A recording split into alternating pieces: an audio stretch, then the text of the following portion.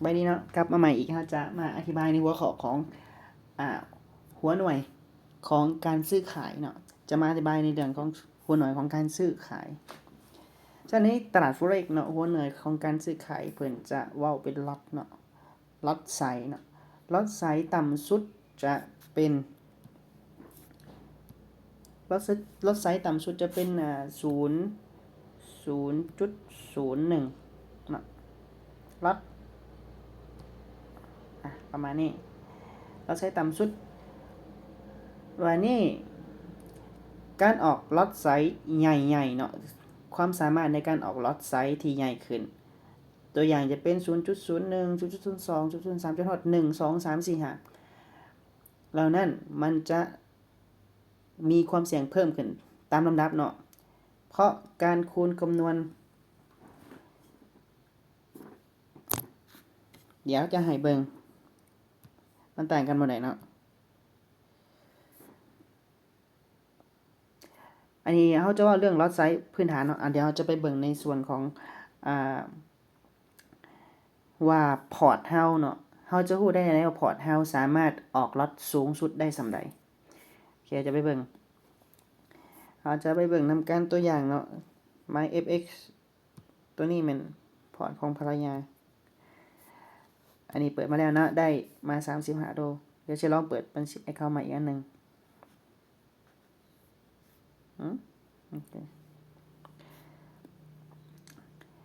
โอเคมันจะมีอยู่3แบบนะ3-4แบบโอเคถ้าผู้งบหน่อยนะครับก็จะเอาเป็นเส้นพรีเมียมหรือมาโครแต่ถ้ามักเลเวลเลทสูงๆเนาะก็จะเอาเป็นตัวนี้ก็ได้ select MT4 เนาะนี่เขาจะให้เบิ่งในส่วนของ leverage เนาะในส่วนของ leverage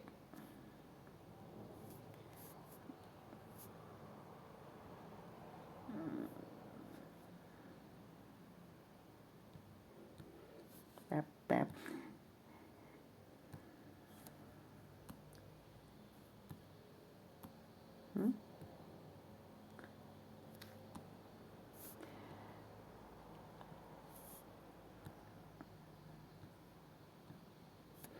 เขาจะให้เบิ่งในส่วนของ leverage เนาะมันจะมีอยู่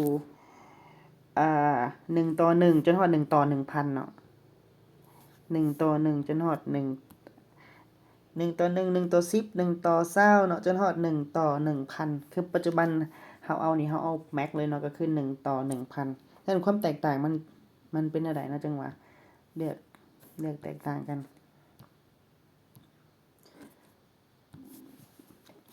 1:1เนาะ1ล็อตเนาะความหมายโอ้บ่แม่น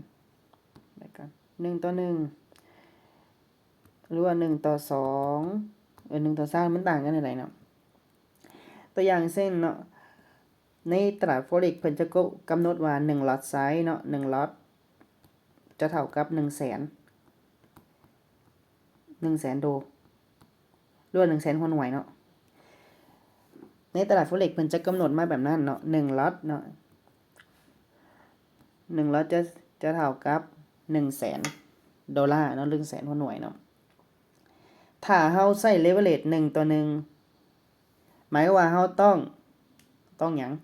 ต้องเอาเงิน100,000 ดอลลาร์มาเปิดพอร์ตบัญชีเพื่อที่จะสามารถออกล็อตสูงสุดได้1ล็อตโอเคเนาะก็คือ 0.01 คูณ100เนาะจะเท่ากับ1ล็อตประมาณ1ล็อตไซส์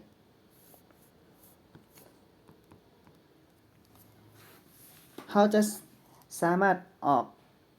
ได้100ออเดอร์เนาะ100ออเดอร์เพื่อจะออกล็อตได้เข้าหมายว่าถ้าว่าเขาออกล็อตได้ถ้าเขาอยากออก1ล็อตได้เนาะแต่บ่แม่นเขาออก 0.01 ล็อตเนาะเขาต้องออก100ออเดอร์จนครบ1ล็อตใช่ใช่ไหมว่าถ้าเขาออกล็อตต่ำสุดก็สามารถเทรดได้อยู่100ครั้งแบบนี้แต่ถ้าเขาอยากออกเสี่ยงๆเขาก็ออก0.5 0.2 ล็อตยังก็ว่ากันไปได้เนาะก็คือแม็กล็อตเขาจะอยู่สำนี้1ล็อตซ้ายเนาะในกรณี1 ต่อ 1และใช้เงิน$100,000ในการเทรดเนาะเราจะมาเบิ่งอีกอันหนึ่งกรณีเจ้าอยากใช้เลเวอเรจ1 ต่อ 100ได้จ้ะ1 ต่อ 100หมายความว่าเลเวอเรจเนาะในที่นี้หมายถึงตัวคูณเนาะเลเวอร์หมายถึงตัวคูณแสดงว่าเจ้ามีเงินเพียงแต่$1,000โอเคเจ้าจะสามารถออก1ล็อตได้ก็ได้เนาะก็หมายว่าถ้าเรามี$1,000เราสามารถออกแม็กซ์สุดได้อยู่1ล็อตไซส์เนาะเราจะเอา1,000คูณให้กับเลเวอเรจ100เท่ากับ100,000ดู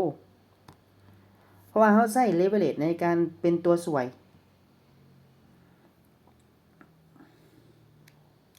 เลเวอเรจเนาะเป็นตัวส่วยให้เราสามารถเพิ่มปริมาณหรือเพิ่มโวลุ่มหรือว่าเลือกเพิ่มขนาดของออเดอร์ได้เราใช้เลเวอเรจเข้ามาส่วยโดยที่มีทุนสำนี้เนาะแต่เราสามารถออกล็อตไซส์ได้ได้1ล็อตเนาะ1ล็อตได้1ล็อตแม็กซ์สุดได้1ล็อตถามว่าเลเวอเรจ1 ต่อ 100ได้ตอนขึ้น 1,000 โอเคส่วนว่า1ล็อตไซส์1ล็อตเนาะ1ล็อตหมายความว่าถ้าว่าตลาดมีการเคลื่อนที่1จุดเขาจะเสีย1จุดต่อ$1เนาะ100จุดต่อ$100ประมาณนี้ถ้าออก1ล็อตเนาะเดี๋ยวจะให้เบิ่งตัวอย่างเนาะตัวอย่างว่านี่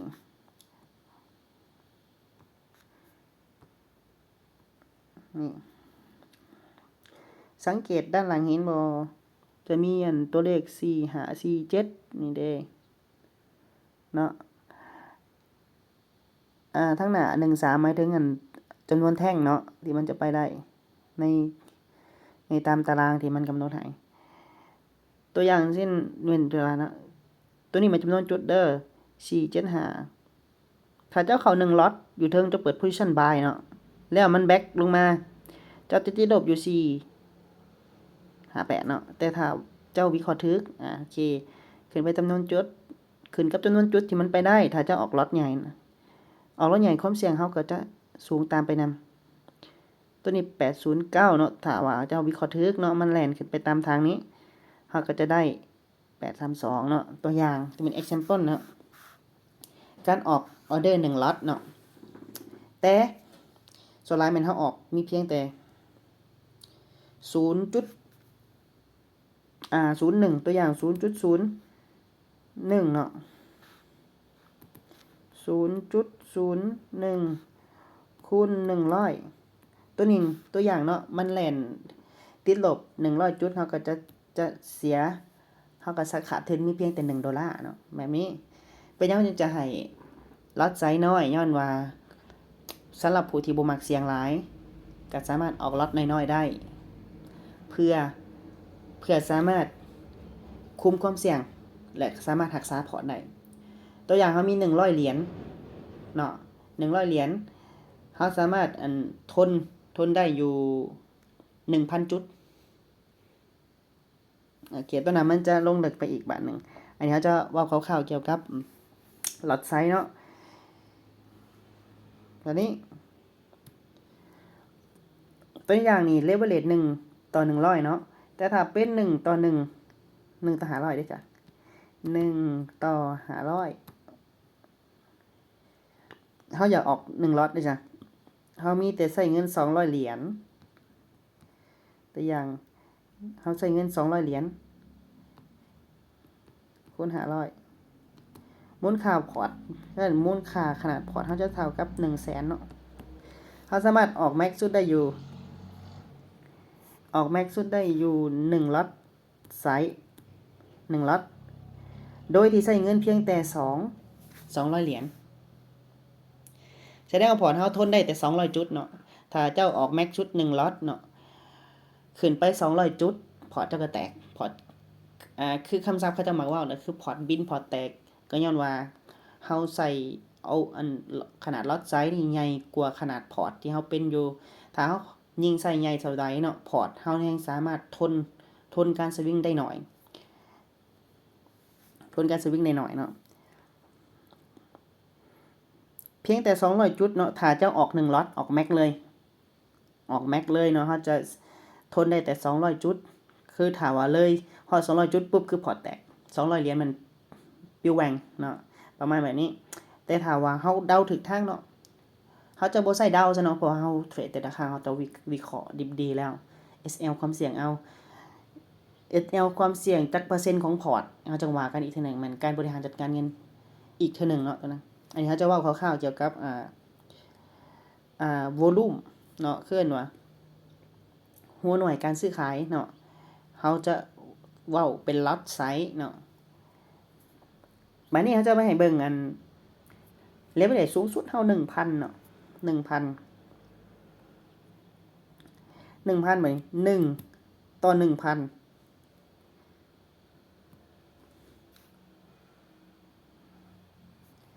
1ต่อ 1,000 เฮาใช้เงินเพียงแต่100เหรียญ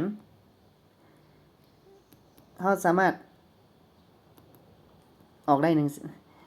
พอร์ตเฮาจะซ้ำ$100,000เพราะว่ามีเงิน100เหรียญ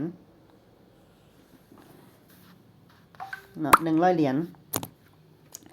100เหรียญจะเฮ็ดให้เฮาสามารถออกล็อตสูงสุดได้อยู่1ล็อตเนาะโอเคโดยสิใช้เลเวลเลท1ต่อ 1,000เลเวล1ต่อ 1,000จุดประสงค์ใช้เลเวลเลท1ต่อ 1,000ย้อนคนที่หน่อยแบบนี้ตัวอย่างเขามีแต่10 20เหรียญแบบนี้เนาะ10 20เหรียญ10 20เหรียญคูณ1 1,000ตัวอย่างมีแต่10เหรียญ10เหรียญแสดงขนาดพอร์ตเฮาจะได้อยู่10,000เหรียญเนาะแบบนี้นะประมาณนี้ขนาดพอร์ต10,000แสดงว่า10,000จะ 10% ของ 100,000เนาะ 10% ของ 100,000แสดงว่าล็อตสูงสุดจะออกได้อยู่ 0.1 ล็อตโอเคแบบนี้บัดนี้$10เนาะมันทนได้เท่าใดถ้าเฮาออก 0.01 เนาะ 0.01 ล็อต$10นี่ก็ทนได้หลายอยู่เนาะเพราะว่า100จุดเฮาจะเสียแค่1เหรียญ100จุดเสียแค่$1แบบนี้ต่อ100จุดเด้อต่อ100จุด100จุด100จุดที่เฮาแทรกให้เบิ่งนั่นแหละแบบนั้นเฮาจะเบิ่งจากแบบนั้นจุดการเคลื่อนที่ของมันต่อ100จุดพอเก็ตอยู่เนาะถ้าบ่เข้าใจเดี๋ยวถามเฮาตื่นก็ได้ประมาณนี้อันนี้ในกรณีเลเวลเลท1ต่อ 1,000 เนาะเฮาจะให้เบิ่งความพิเศษของมันแบบนี้ส่วนหลายเขาเจ้ามักโอเวอร์เทรดเนาะมี1ต่อ 1,000 ตัวอย่าง1ต่อ 1,000 แต่ว่าเจ้ามีเงินเท่าใดเจ้ามีเงินอยู่ 1,000 คือกัน$1,000เฮาก็คูณเลเวลเลทแล้วนะ 1,000 แสดงว่าพอร์ตวอลุ่มพอร์ตเฮานี่จะเป็น1ล้านเนาะ1ล้านแสดงว่าจะ10เท่าเนาะ10เท่าของ 100,00010เท่าเนาะเนี่ย10เท่าของ$100,000แสดงว่าแม็กซ์สุดของเฮาสามารถออกออเดอร์ได้แม็กซ์สุดเท่าใดเฮาสามารถออกออเดอร์แม็กซ์สุดได้อยู่10ล็อตไซส์ล็อตนะอันนี้ออเดอร์แม็กซ์สุดได้ออเดอร์แม็กซ์สุดจะได้10ล็อตถ้าเฮามีทุน 1,000 เนาะแล้วเฮามีเฮาใช้เลเวลเลท1ต่อ 1,000 อีกเฮาก็คูณเลเวลเลทไปเลยแสดงวอลุ่มพอร์ตเฮาสามารถออกล็อตไซส์แม็กซ์สุดได้อยู่ที่10ล็อต10ล็อตความโหดของ10ล็อตเป็นอะไร10ล็อตคือเฮาจะแท้ก็จะเบิ่ง 10 ล็อตเนาะ10 ล็อตถ้าหากว่าราคาเนาะมีการขึ้นไปนะขึ้นตัวไปฮอดตัวอย่างเนาะ 1,000 ตัวอย่างขึ้นตัวไปฮอดเอาสักตัวอย่างจะวิเคราะห์เนาะ520เนาะเจอตัวเลข520ตัวอย่าง10 ล็อต10 ล็อตที่มันเคลื่อนไปได้เนาะ10คูณ520เอากลมๆเนาะ500มันเคลื่อนที่ไปเพียงแต่500จุดเจ้าจะได้เงินมาเลย 5,000 ดอลลาร์เนาะเคลื่อนที่เพียงแต่500จุดเท่านั้นจะได้เลย5,000เนี่ยความพิเศษของมันเนาะแต่ว่าหยังมันเสี่ยงพอร์ตแตกถ้าว่าพอร์ตเฮามั่นใจสำหรับสายเทรดมันจะมีสายสแกลปิ้งสายสไนเปอร์ย้อนหยังเขาเจ้าจะมักเข้าจุดแม่นๆจุดปลอดภัยเพื่อในการอัดล็อตแบบนี้บางคนมีพอร์ตสามารถอัดล็อตได้เท่าไรเขาอัดเต็มแม็กถ้าว่าเขาเจ้ามั่นใจส่วนอาจจะเห็นดอกที่ว่าเขาเจ้ามักโซเงินโซหยัง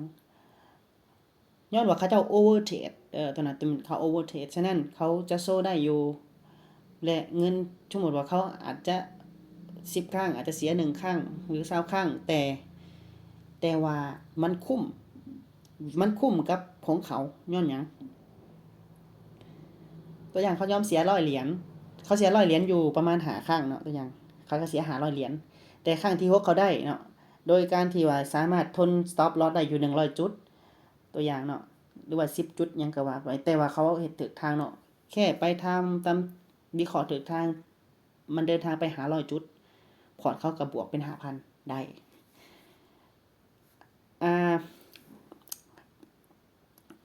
หวังว่าจะเข้าใจเขาก็เชื่อว่าเขาทุกท่านจะเข้าใจเพราะมันก็เป็นสิ่งที่เราต้องเข้าใจเริ่มแรกในการเทรดนั่นแหละเกี่ยวกับล็อตไซส์เนาะและ leverage มีความเกี่ยวพันกันจังได๋ leverage กับล็อตไซส์มีความเกี่ยวพันกัน leverage เป็นตัวช่วยให้เราสามารถออกออเดอร์ได้หลายขึ้นเสี่ยงหลายขึ้นได้ยิ่งล็อตใหญ่กำไรก็ยิ่งหลายเช่นเดียวกันและเสียก็หลายเช่นเดียวกันมันเป็นดาบสองคมนะฉะนั้น leverage เลือกเอาให้เหมาะสมกับสไตล์การเทรดเฮาถ้าเฮาพอใจกับว่าออกล็อตไซส์แค่ 0.5 0.1 โอเคเฮาก็บ่จำเป็นต้อง leverage หลายก็ได้พอ leverage เป็นแค่ตัวช่วยให้เฮาสามารถออกล็อตใหญ่ขึ้นโดยที่ใช้เงินน้อยๆอันนั้นคือเหตุผลของมันที่มี leverageแล้วล็อตไซส์ดีหัวหน่วยการซื้อขายก็คือเป็นล็อตที่เที่ยวว่าแหละเป็นล็อตไซส์เนาะเดี๋ยวคลิปต่อไปเนาะเราจะเทรดให้เบิ่งเลยว่าการวางคำสั่งซื้อขายแบบใดจะแสดงให้เห็นว่ากำไรหรือขาดทุนเดี๋ยวเราจะพาเฮ็ดให้เบิ่งเลย